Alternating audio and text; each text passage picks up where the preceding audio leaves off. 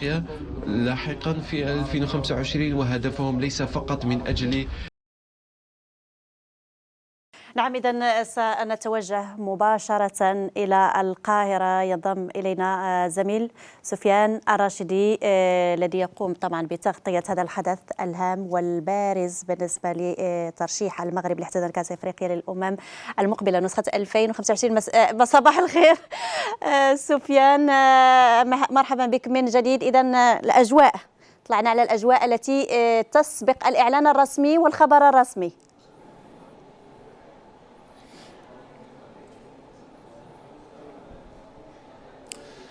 أهلا بك سهام مجددا، وأهلا بضيفيك الكريمين الأستاذ جمال سطيفي والأستاذ عبد اللطيف متوكل. سعيد جدا بأننا نستمع لهذا التحليل الذي يعبر عن ما يخالج صدور كل المغاربة، والانطباع الذي يسود أيضا هنا في القاهرة على بعد دقائق من الإعلان الرسمي عن البلد المنظم لنسخة كأس إفريقيا سنة 2025.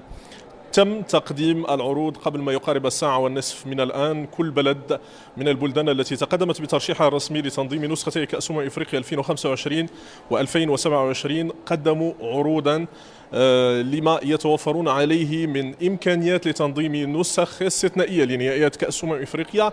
ما يهمنا هو الملف المغربي. السيد فوزي القجع قدم لمدة 10 دقائق عرضا متكاملا، عرضا قدم في كل المعطيات المتعلقة من خلال البنى التحتية المتوفرة، من خلال البنى التحتية التي سيتم تشييدها، وأكد على أن النسخة المقبلة من نهائيات كأس إفريقيا لو في حالة تنظيمها في المغرب، وذلك ما نتمنى جميعا في انتظار الخبر الرسمي، ستكون نسخة استثنائية لنهائيات كأس إفريقيا. لن تكون هناك معارضة أو أسئلة من طرف كل أعضاء المكتب التنفيذي، ما يؤكد على أنه المغرب يحظى بثقة وبإجماع كبير من طرف أعضاء المكتب التنفيذي، ويضعون الثقة في بلدنا لتنظيم حدث استثنائي من قيمة نهائيات كأس إفريقيا. وهذه النقطة الأولى سهام.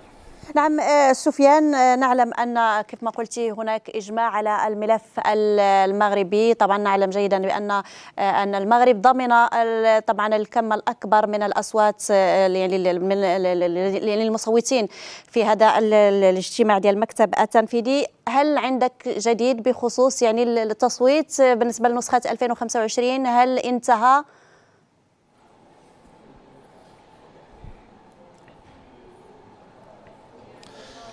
عملية التصويت رسميا فيما يخص نهائيات كأس إفريقيا 2025 قد انتهت قبل ما يقارب 30 دقيقة من الآن. المغرب دخل بملف قوي وحظي بإجماع، وهذه هي المعلومة التي سنقدمها لمشاهدي قناة الرياضية قبل الإعلان الرسمي للسيد موتسيبي من خلال المؤتمر الصحفي.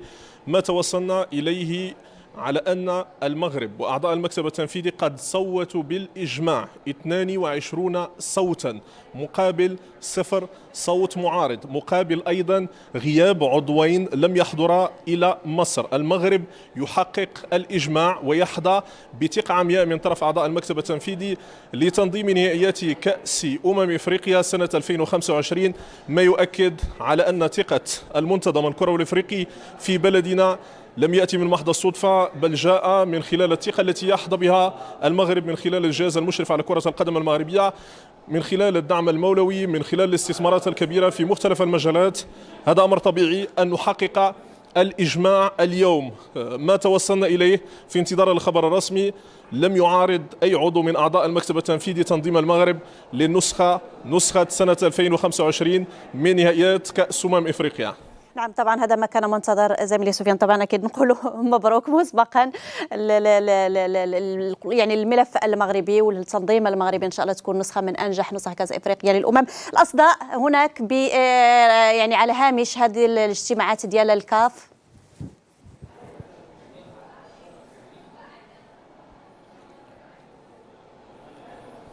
اكيد اصداء طيبه. كل المؤتمرين لما غادروا قاعة الاجتماعات الكل يؤكد على أنه سعيد جدا بأن يحضر نسخة من نوع خاص لنهائيات كأس إفريقيا يعتبرونها الأهم الأبرز الأكثر تأثيرا في تاريخ منافسات الإفريقية. نسخة المغرب 2025 في انتظار الإعلان عن ذلك رسميا ستكون نسخة في منتهى الإبهار. ستكون منصة إعداد أيضا إن شاء الله لحدث آخر يتمثل في نهائيات كأس العالم سنة 2030. وخبر آخر نقدم لكم في البلاطو هو أنه سيكون هناك مؤتمر رسمي لثلاثي البرتغال إسبانيا والمغرب، مؤتمر رسمي سيتم عقده في 5 من شهر أكتوبر في مركز محمد السادس لكرة القدم. سيحضره كل من رئيس الاتحاد المغربي ورئيس الاتحاد البرتغالي ورئيس الاتحاد الإسباني، وسيتم الإعلان بشكل رسمي عن الملف الثلاثي. وبالتالي نهائيات كأس إفريقيا ستكون بروفا للإعداد لنهائيات كأس العالم. هذه الأخبار التي توصلنا بها قبل لحظات. ما المستجد الآن هو أنه هناك تشويق من نوع خاص فيما يتعلق بنهائيات كأس إفريقيا سنة 2027.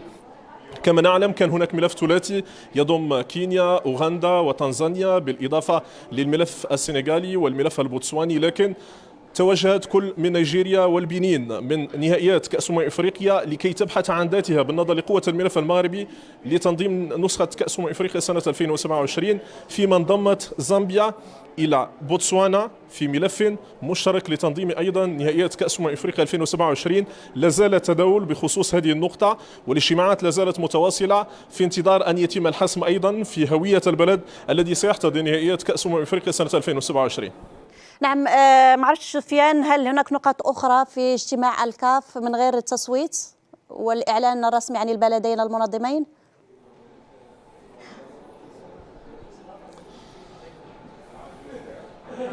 لحدود الساعة الأمور لا زالت مبهمة. هناك إمكانية لمناقشة حقوق البث التلفزيوني، من سيتولى إنتاج المنافسات الإفريقية خلال السنوات المقبلة، بالإضافة لمعطيات أخرى سنحاول تقديمها لكم بالتفصيل خلال الدقائق أو الساعات المقبلة من هنا من القاهرة. نعم، حد موفق زميلي سفيان الراشدي، كنت معنا مباشرة من القاهرة. شكرا جزيلا لك. طبعا في انتظار الإعلان الرسمي عن البلدين المنظمين لكأس إفريقيا للأمم نسخة 2025 ونسخة 2027.